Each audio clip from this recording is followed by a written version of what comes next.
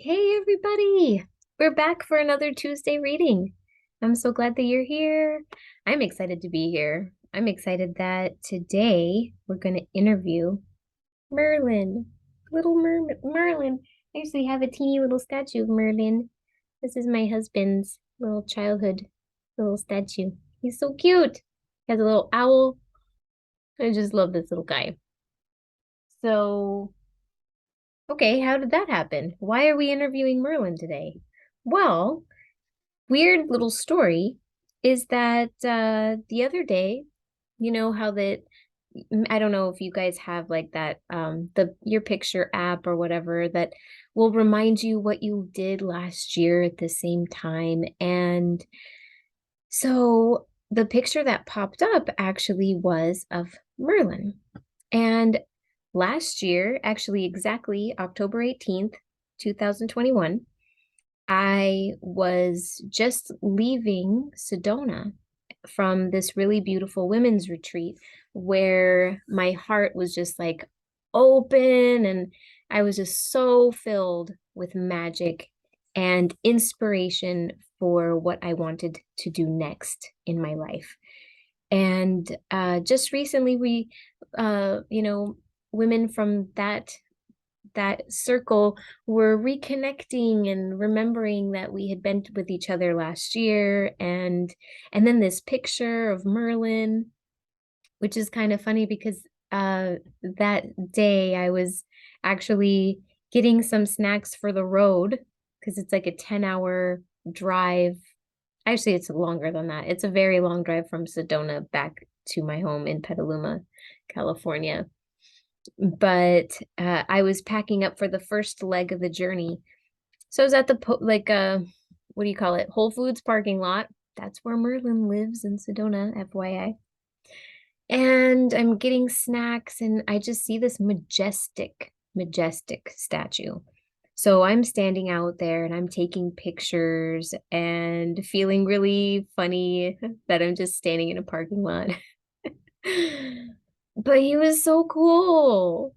I mean, the statue is huge. Like the pedestal was already almost up to my shoulders, and then he's like another 8 or 9 feet tall. So he's just gigantic and so epic looking. I'm gonna post a picture of him.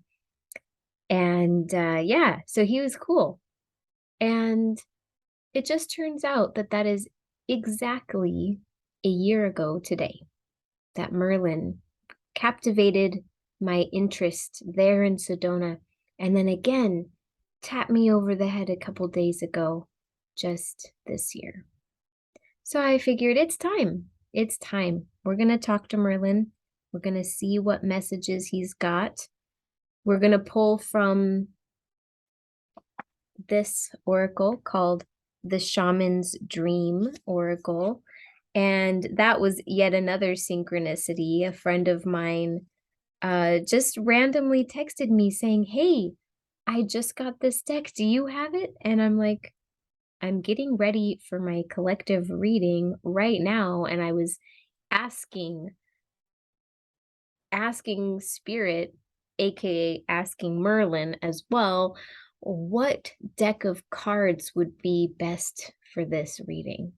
And then poof, she just shows up with that text telling me these cards. So I love synchronicity. I love how spirit works. It's just so fun and keeps you on your toes. So, okay, my friends, let's just dive in because I'm excited to see what there is.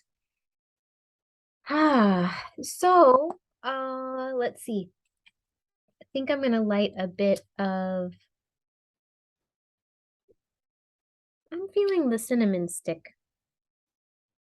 I like to smudge with different things now and then. There's cedar, palo santo, sweetgrass, sage, and there's also cinnamon sticks. And cinnamon sticks are just kind of nice this time of year.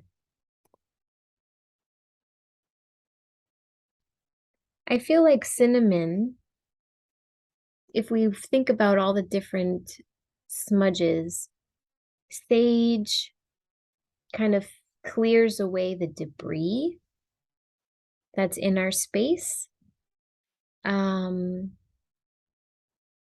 Sweet grass invites gentle spirits in. Palo Santo raises the vibration of everything into a temple space, makes it very sacred. And cinnamon, I feel, cuts through the veil.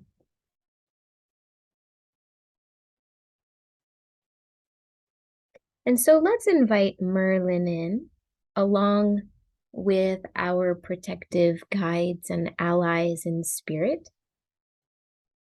Let's ask for Merlin to join us in the highest vibration that we can connect with. And ask that we get a clear and understandable message that is practical and appropriate for our lives right now, and everyone that's here watching and connecting to this reading. And let's do this in an atmosphere of joy and wonder and grace. And let's see. Our dear friend Merlin, what would you like to tell us? What would you like to share with us?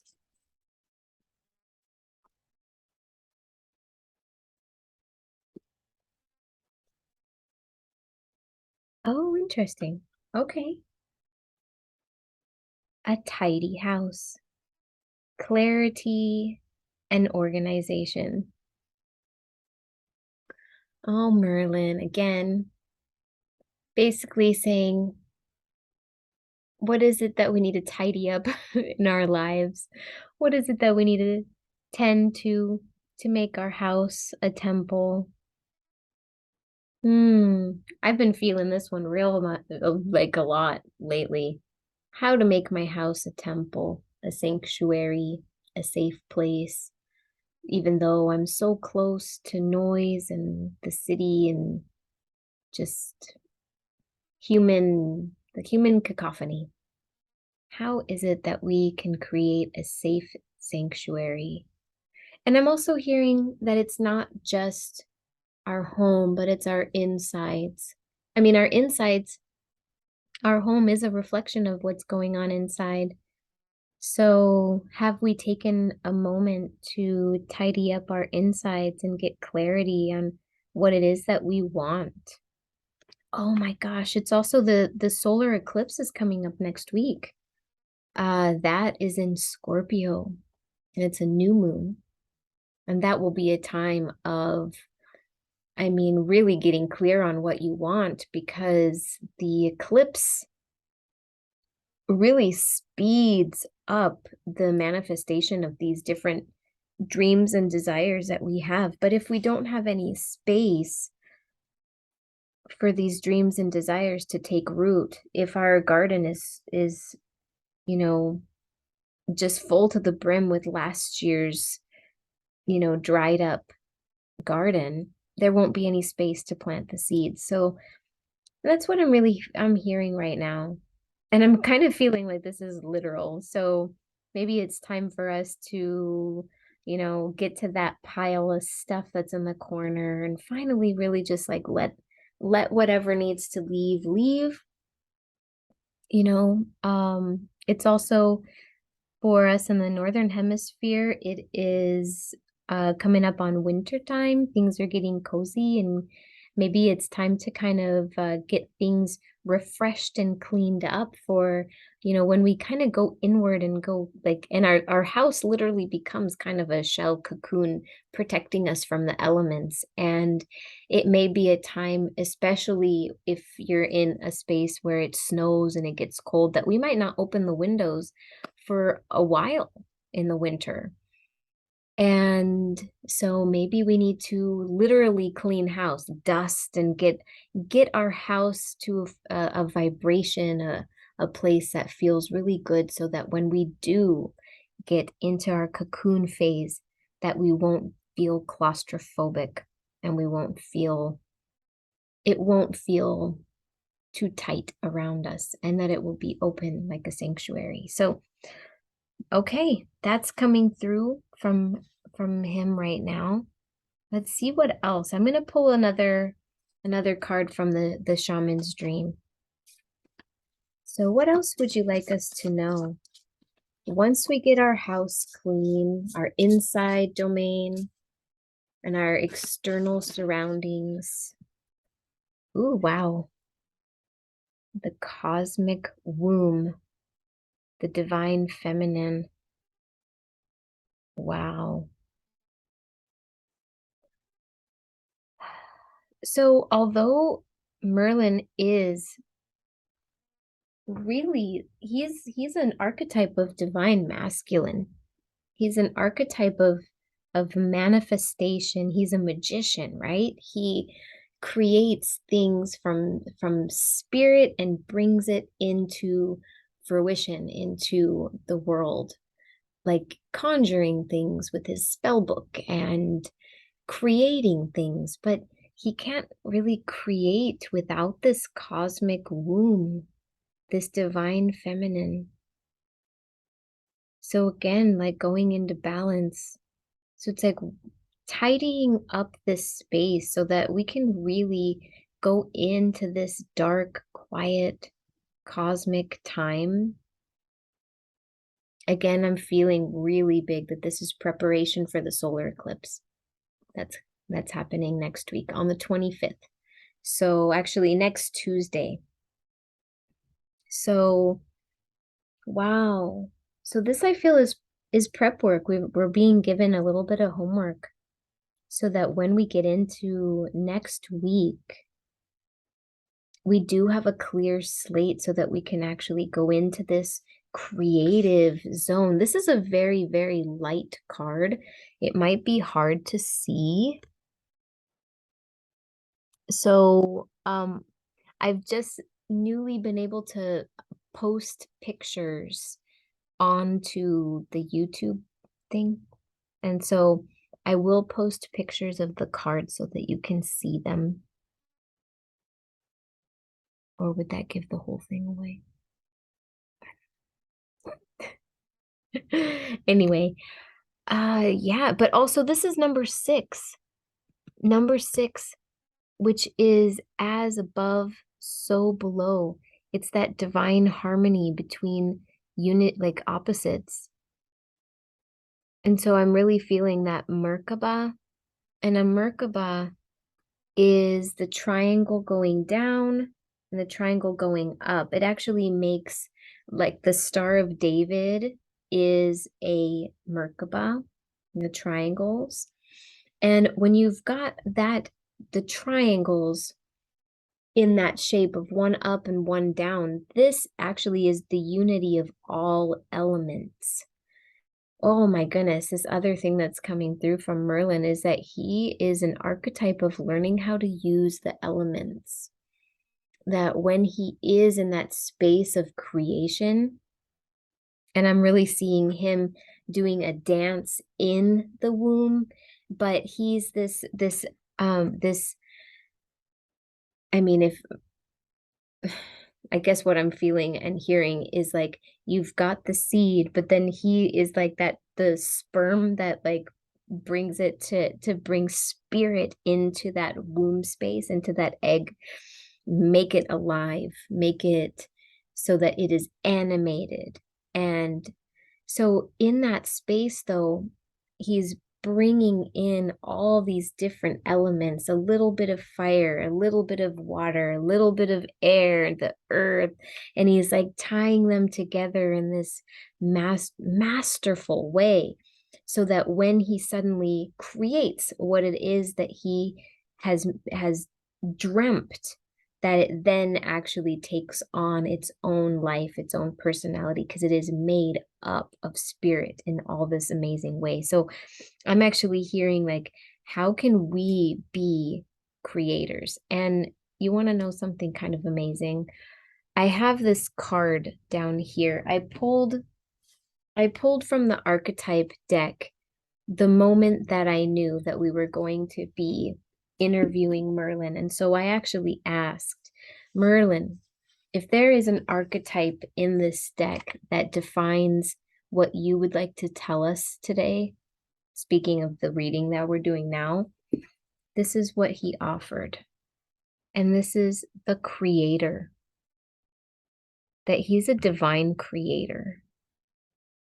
And the thing that I heard with this card when I first pulled it was paint with all the colors of the wind from Pocahontas. But if you think of what that is, it's like standing out in nature, listening to the whispers of the wind and the creatures and the earth, and really hearing and getting into alignment with not just our own small will, but the larger landscape of what wants to be manifested into this reality. And that is a walk with divine.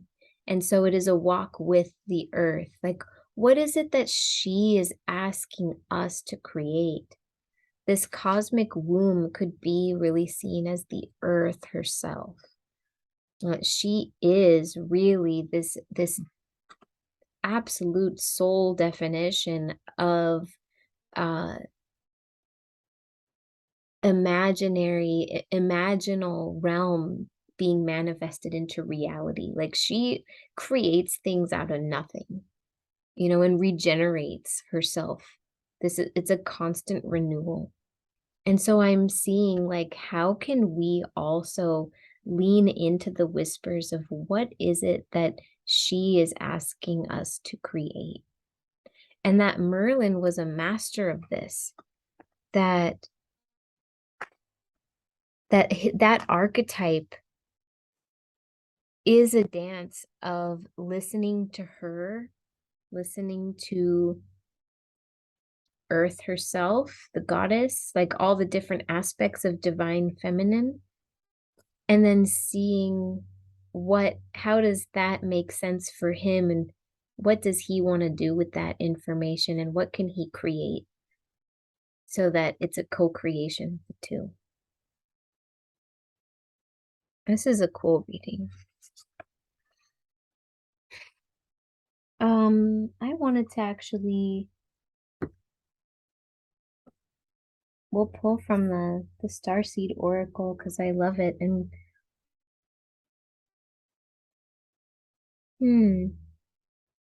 no, we're actually not. We're gonna pull a third card from this. Merlin is like, I really want this deck. Okay, so this is the deck. This is Merlin's deck. We'll respect. Okay, so Merlin, what's one last thing that you would like us to know using this Shaman's String? Woo! Okay, so I saw the card. Many more cards came out, but I saw the card. Oh, wow! Oh, okay. Dragon's Horde protecting the future. Okay, that's wild because I am remembering a story about Merlin, and I don't fully remember this story, but it had something to do with, oh, two crows just went right by. So Merlin was asked to help out probably a king, or, because it's in that time of Avalon and the Knights of the Round Table. And so there were always things that Merlin was called upon to solve and to remedy. And so he was called upon. And in that story, he discovered that what was at the root of the problem were two dragons. And there was a red dragon and there was a white dragon. And that these two dragons were out of balance and fighting each other and causing so much destruction for this little town. And these people were constantly plagued by chaotic energy. poor little farms getting burnt, and they just wanted to have a peaceful life. And so they called on Merlin. They asked, "Can you please help us tame these dragons or get rid of the dragons?" And so he goes into this deep dark cave where the dragons live, their dragon lair, and in there he meets the red and the white dragon. And there he actually confronts the both of them and talks to them. And in some way that I honestly cannot remember, he convinces them to quiet down and to sleep. And so the thing that is I'm getting reminded of right now is that the red and the white are deeply symbolic. And in the Andean shamanistic path that I have learned, red and white are used in despachos with the red and white carnations. And these are symbols of the divine masculine and divine feminine. And in despachos, they put them both together because it creates unity and harmony between the two polarized opposites.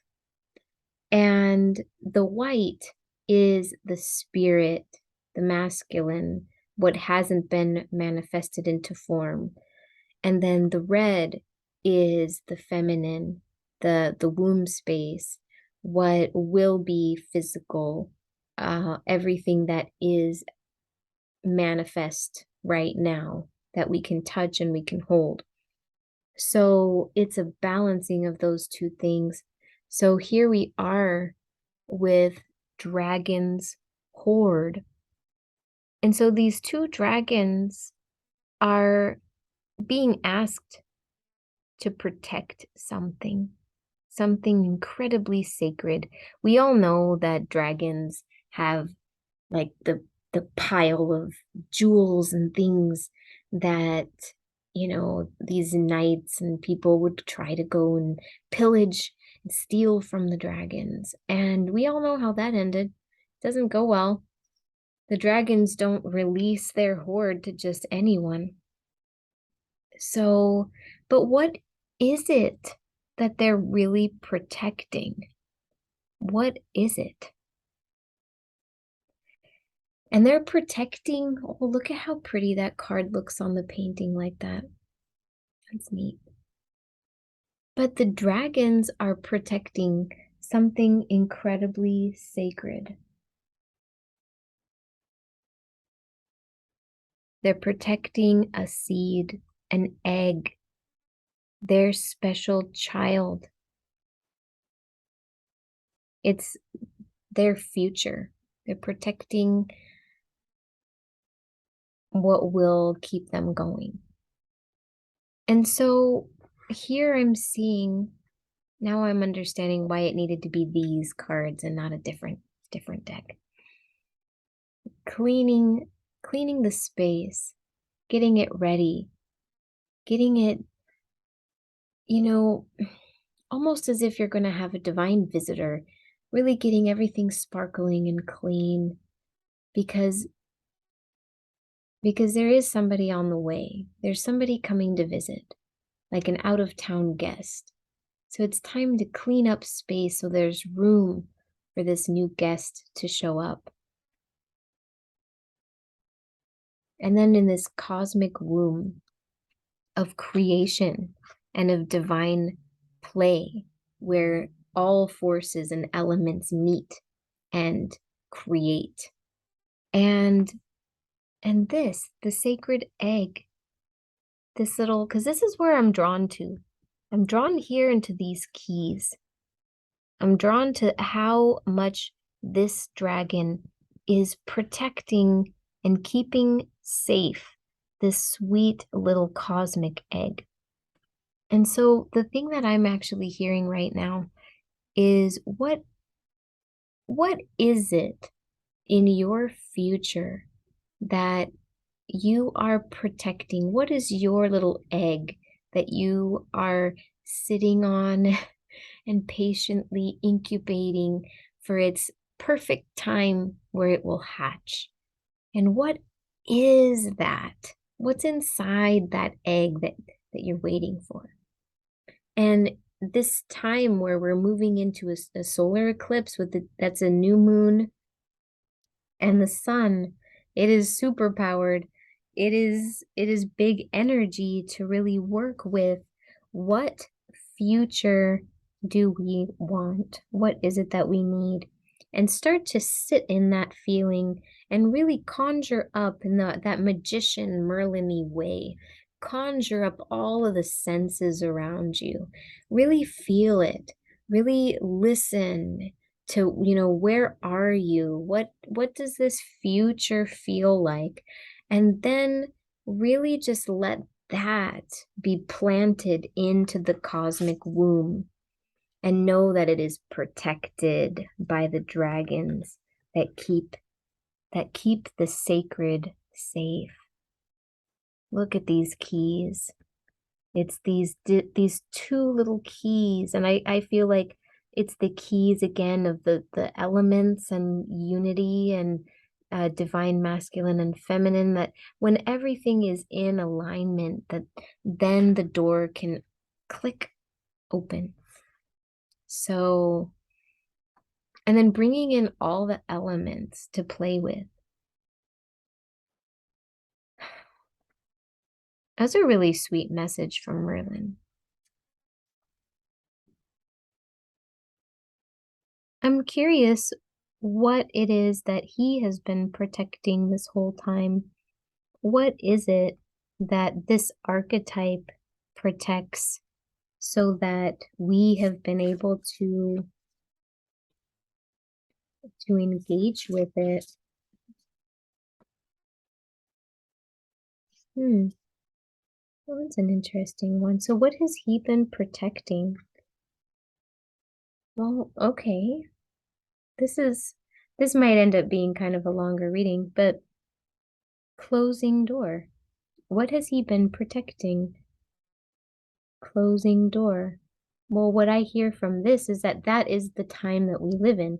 We live in this time of doors being closed, as in, so what I'm hearing is like the completion of chapters, that on a grand cycle, we're all here to complete different different chapters, small and big, that um hmm I'm going to sit with this one a little bit so I can get it more articulated. But yeah, I mean, this is a time in humanity where there's so many different possibilities, that it's endless options, but that some of them may not really serve us individually or collectively. And so what doors can be closed? And so what is it that he was protecting?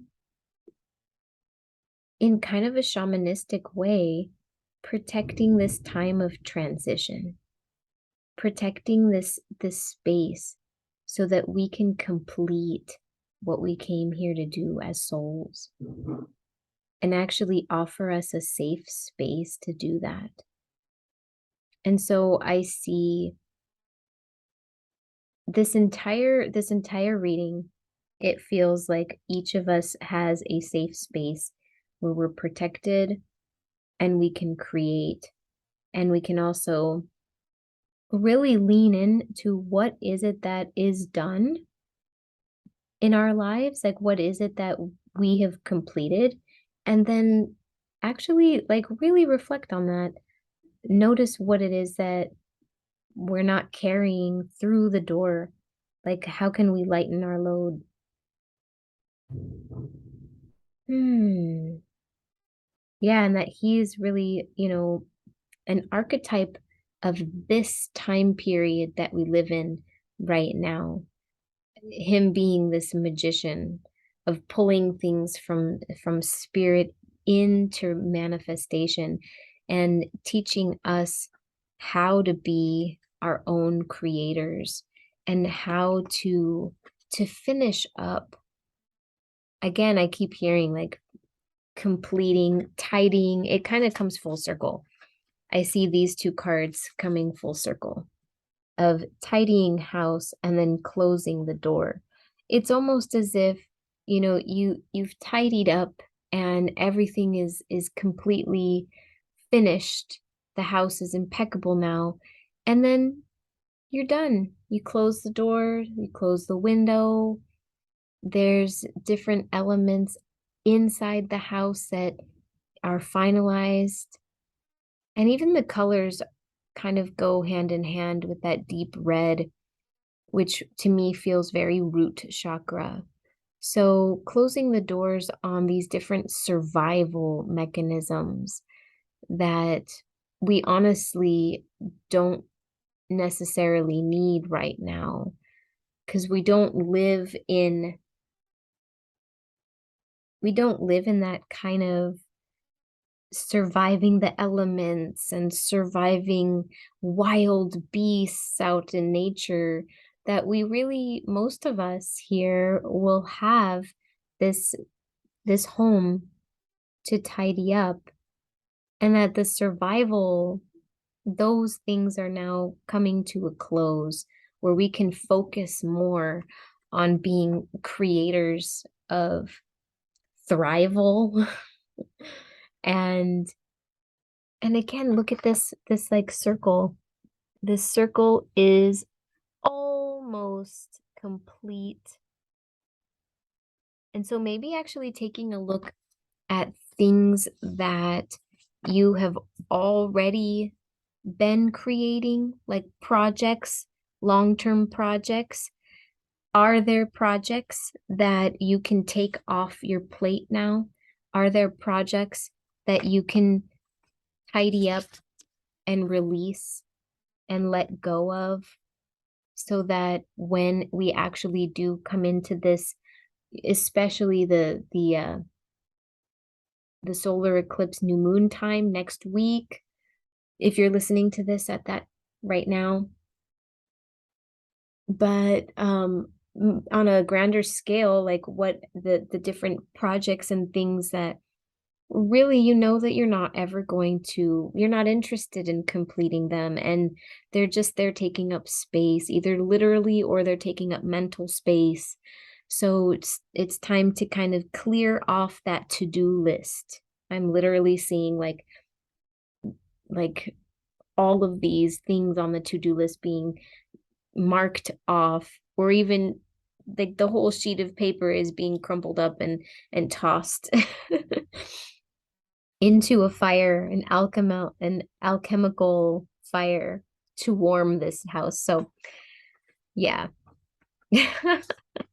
There's a lot going on in this reading, and I really feel like Merlin is talking to us as fellow creators, that we are all here to complete soul missions on a long-term lens, that but also on like a really mundane lens as well, of what's actually going on in your house that you can finish.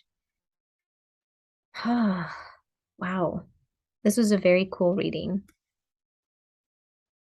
I'm trying to think if there's anything else that um wants to come through. I think, as always, I would love to get a crystal to work with coming from Merlin. I'm not going to pull from the animal deck because I am strongly feeling dragon for one, and for two, I'm really feeling owl. That those two are very important. But I will pull on a crystal and see our dear friend Merlin, what crystal can help us really tidy our home and get clear on what it is that we would like to create to fill out. Okay, so one of them, let's see which one is which. One of them is to help tidy and complete. The other is what we're pulling in and what it is that we're creating. Interesting. Okay, look at that. Okay, this one is the almandine garnet. Almandine garnet, lessons in blood. Wow. Perhaps this archetype, if Merlin really was in actual reality, a real person, maybe he's one of our ancestors. Who knows, right? On this channel, um, not going to be surprised by much. And then this one, Amber, and the title says, "What are you becoming? What are you becoming?" Wow, okay. So this one, I'm going to read from the book, obviously, but almandine garnet, I do feel this is the stone to help us tidy up and clear space, get grounded.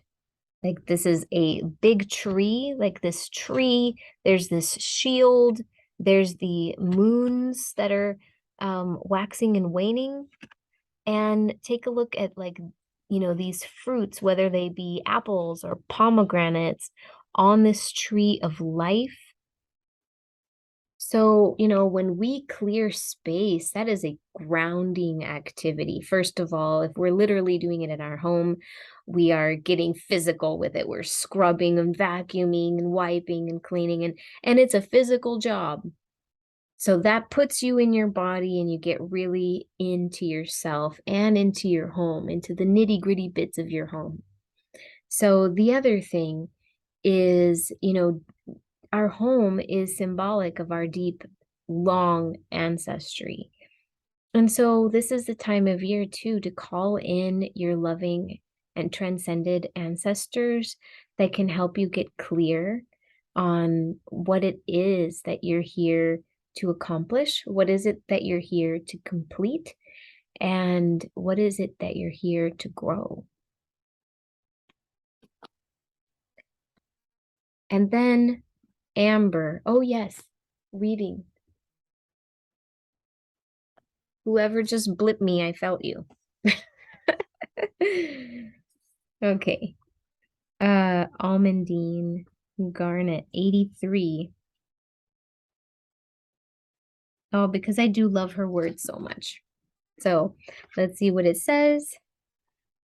It says, whew, Almandine knows your storyline didn't start the day you came kicking and screaming into this world. No, it started so long ago that the stars have since shifted their course in the sky, and the dust of that day has hardened into stone. Your beginnings are carried in your blood, in the memory created by each DNA mutation and epigenetic tag. Blood is memory, not just your own, but of those who came before. You can ride your own blood back to these distant knowings. But more than that, Almandine will help you move and shift that memory, changing what gets carried forward. Sink into yourself, into your past. Almandine whispers, I have a story to tell. Wow. Oh my goodness. Okay, so what just came through with that is this tidying house. This tidying house, this cosmic womb. This is deep ancestral clearing. That when we actually do these mundane tasks of doing the dishes, doing the laundry, vacuuming, etc., do it with an intention of actually clearing out ancestral debris. When you take out your compost, when you take out your garbage, release it with grace and with love, and gift it I mean, it sounds weird, right? You're carrying a bag of garbage. But hey, we need to get practical. We are practical magicians on this channel. And if we're taking out the trash anyway, why don't we make a ceremony out of it? Why don't we actually turn it into something that will suit not just, making our garbage bin clear, but actually do it on a soul level? So that when we take out the bin of garbage, we're actually releasing some ancient, ancient garbage that needs to go. And that's what I'm hearing from here, is that these tasks, when done one at a time, create a very tidy home where then we can actually manifest and incubate worlds. We can incubate entirely new lives and entirely new DNA lineages of of harmony and love and light, that we no longer are carrying these deep, deep ancestral traumas, that we're actually releasing them, but so easily. Release them easily. Release them gently. Release them with grace. Release them with the intent to actually create something amazing. So, and that is where we get Amber. And Amber is coming in to help us then become the new version of what we want to be. And that's not to say that where you're at right now there's anything wrong with that. In fact, it's the more and more grateful that we become actually with the life that we are currently in this exact moment and everything happening right now. The more grateful we can be with that, the more we actually just push that in, that vibration actually just catapults that into our future. The more grateful we are right here, right now, that just builds and builds and builds. So here, let's go ahead and read this one. Amber, it doesn't matter who you were before. Amber assures you, what matters is who you are becoming. Amber is sure of this because she began as thick, gooey pine resin, sticking to fingers and scenting the forest. If you have smelled resin dripping from a tree, it's one of the most sacred scents. Love it. Okay. Pine resin is antimicrobial, and amber carries that protection as well, guarding you on the spirit planes as you make your way into your next phase of being. Amber, who sometimes holds a leaf or insect, asks, what will you carry with you as you shift yourself? What will become encased in your essence? This is the place where choice and the dance of destiny meet. When amber enters your life, pause. Listen to both your heart and your head as you design your own becoming. This, I feel, is connected to the dragon. That these two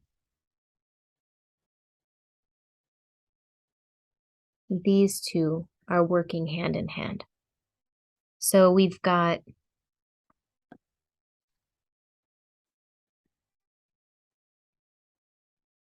ancestral cleaning, and then we have what we are becoming.